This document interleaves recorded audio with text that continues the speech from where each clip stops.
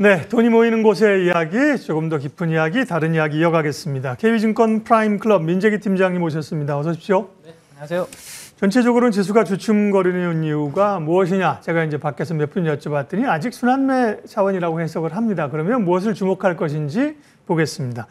일단 지난주에 말씀하셨던 로보티즈를 좀 리뷰를 할 필요가 있는데요. 로봇 산업에 대한 기대감과 산업에 대한 좋은 뷰가 있었는데 물적 분할 얘기가 나오면서 사실 주가가 좀 밀렸어요. 그 의미하고요. 지금 상황에서는 어떤지 좀 정리 한번 다시 해주시죠. 네, 일단 시장에서는 이제 또 분할 이슈가 나오니까 좀 예민하게 좀 받아들이는 네. 것 같습니다. 예전부터 우리 좀 그런 부분들이 있었잖아요, 시장에. LG 에너지 솔루션부터 네. 그래서 별로 안 좋아하죠, 시장에서. 네, 그렇죠? 그런 게 있는데 네. 그럼 이게 이제 왜 회사에서 이렇게 하는지를 좀 생각을 하고 네. 전략까지 한번 생각을 다시 한번 해보는 게 중요할 것 같은데요. 일단 로보티즈 같은 경우는 제가 이제 관심 있게 말씀드렸던 사업부는 액추에이터 사업부였습니다. 네. 이제 로봇을 움직이게 만드는 근육이라고 생각하시면 될 것 같아요. 관절에. 네. 자, 근데 이제 이 회사를 떼내겠다라고 한 사업부는 지금 그림에서 보시는 것처럼 매출 비중에 아주 작은 비중을 차지하고 있는 자율주행 로봇, 이 부분을 떼내겠다라는 이야기거든요. 그리고 5년 동안은 상장을 시키지 않고 비상장으로 두겠다라고 이야기를 했음에도 불구하고 시장은 일단은 이 자율주행 그러면 왠지 뭔가 성장의 모멘텀을 가지고 있는 사업부 같은데 네. 이걸 떼낸다고 하니까 시장에서는 조금 예민하게 받아들이고 있는 것 같은데 이 다음 그림을 한번 보시면 이게 이제 로보티즈의 영업이익을 4개 분기를 합산 차트를 제가 캔들로서 매 분기마다 연결해서 그려놓은 건데 지금 여기가 BEP입니다. 그러니까 0이고요. 이 아래쪽은 마이너스 적자 구간입니다. 아직까지 이제 로보티즈는 적자인데요. 조금 전에 앞에서 보셨던 그림처럼 액추에이터 사업부는 매출에서 많은 비중을 차지하고 있고 영업이익률이 거의 20% 나오면서 괜찮은 사업부입니다. 근데 아까 조금 차지하는 그 자율주행 로봇이라는 그 부분 있지 않습니까? 거기에 그 R&D라든지 비용이 많이 들어가면서 그 부분이 반영이 되면서 지금 적자를 기록하고 있는 거거든요. 그러면 제 개인적인 생각인데 이거는 시장은 지금 그렇게 안 받아들였지만 사실은 이제 흑자 사업부를 따로 떼내고 모든 역량을 이 액추에이터에 집중하겠다라는 거거든요. 그리고 이제 돈을 많이 쓰는 부분은 비상장으로 이제 떼내겠다라는 부분입니다. 그러면 제 생각에는 앞으로 4월부터 우리가 시장에서는 뭐가 발생하죠? 공매도라는 이슈가 발생을 합니다. 지금 레인보우 로보틱스라는 기업이 로봇의 대장주잖아요. 근데 40만 원 위에서 지금 한 26만 원, 7만 원까지 꽤 지금 많이 떨어지고 있거든요. 아무래도 이제 미래 성장성은 있으나 지금 당장 숫자가 없다 보니까 좀 이런 공매도와 관련된 부분의 리스크에 좀 노출돼 있는 게 아닌가 심리적으로 그런 생각들을 할 수 있습니다. 그러면 대부분의 로봇 관련주들이 지금 숫자가 없고 이러한 구간이라면 혹시 이제 액추에이터 사업부만 따로 떼어내서 이제 숫자가 나오는 기업으로 바뀌게 되는 거거든요. 그러면 이제 4월 달 이후로 로봇 관련주들이 움직일 때 차별화될 가능성도 있는 그런 상황이기 때문에 저는 오히려 공매도 이슈와 맞물려서 로봇 관련된 부분들이 앞으로 4월 달 이후로 좀 차별화됐을 때 로보티즈는 좀 다른 움직임을 보일 가능성도 있지 않을까 그런 생각들도 좀 해보게 됩니다. 그래서 무조건 이게 물적 분할이라고 해서 좀 안 좋다라고 이렇게 보시기보다는 회사에서 왜 이렇게 진행을 했고 그러면 이제 핵심 사업부가 앞으로 숫자를 내게 될 때는 어떠한 재평가를 받을 수 있는지 이러한 부분들까지 한번 고민해 보시는 거는 괜찮을 것 같습니다. 다만 대장주인 레인보우 로보틱스가 하염없이 하락을 해버리면 이 전체 섹터에 영향을 주겠죠, 그죠? 그런 부분들은 같이 보면서 타이밍을 체크를 하시면 좋을 것 같습니다. 네, 로보티즈 지난주에 이제 말씀하신 종목이고 변동성이 있었기 때문에요. 리뷰를 좀 했고요. 오늘은 이제 모두의 전체적으로는 어쨌든 주도주가 팡팡 치고 가는 게 아니라 순환매 장세라고 보면 결국은 이제 종목 접근, 종목을 찾는 노력들이 필요한데 그런 관점에서 오늘 주목할 기업을 골라오셨습니까? 어디입니까? 네, 저는 SAMG 엔터라는 기업을 한번 관심주로 이제 가져와 봤습니다. 어린 자녀들 있는 부모들은 돈 쓰게 만드는 회사죠. 그렇죠. 그래서 파산핑이라는 별명도 붙어 있더라고요. 네, 제가 사실 2주 전에 글로벌 텍스프리라는 종목을 관심주로 말씀을 드렸는데 지난 주말에 비자 면제라는 중국의 이슈가 만들어졌지 않습니까? 그래서 주말 사이에 또 명동을 한번 다녀왔습니다.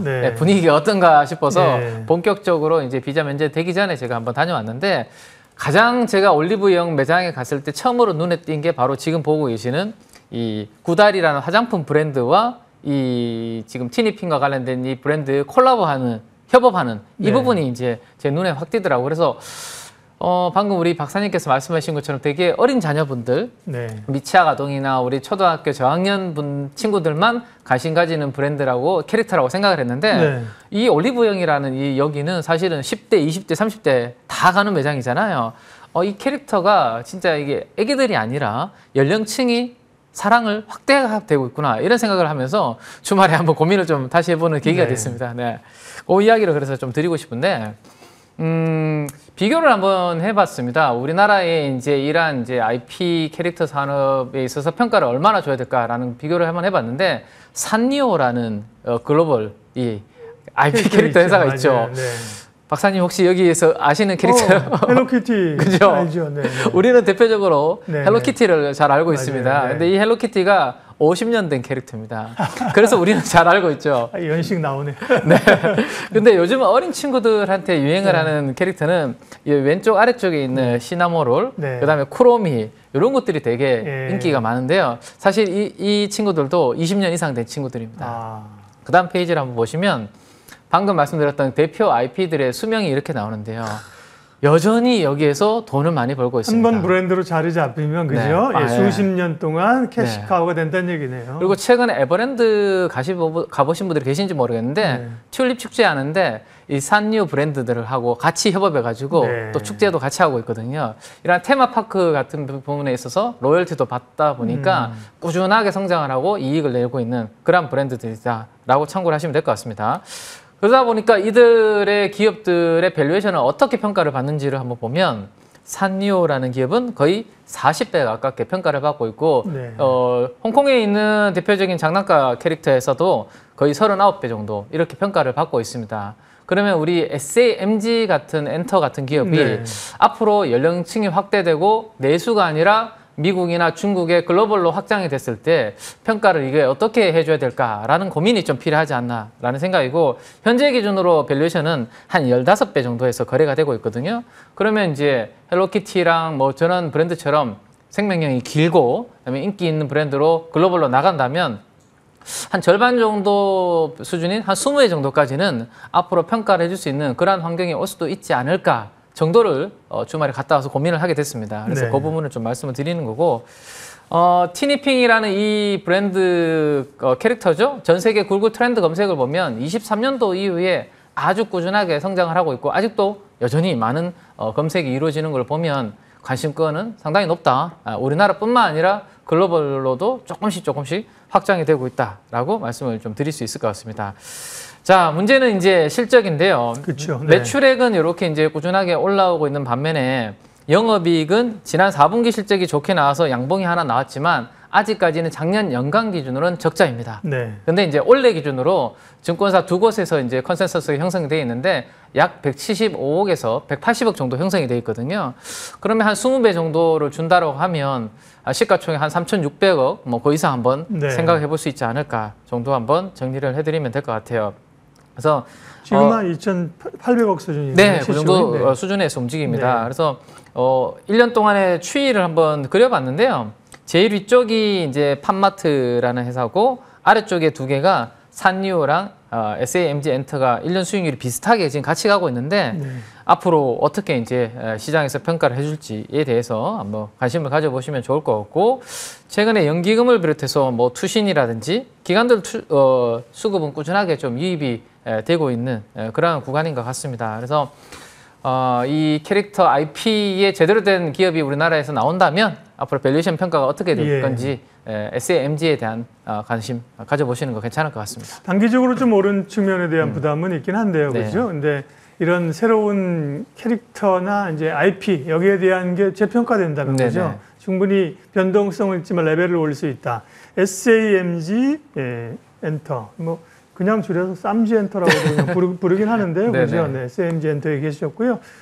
시장에 대한 뷰만 조금 정리해주고 가시죠. 어쨌든 지금 우리는 공매도 재개되고 트럼프가 얘기한 보편관세 일자가 어쨌든 잡혔습니다. 그죠? 좀 네. 후퇴하는 모양새는 보이는데 우리 시장도 오늘 현대차 이슈를 좀 가려고 하다가 주춤주춤 되거든요. 이제 4월을 맞이하게 되는데 대체적으로는 순환매로 봐야 돼요?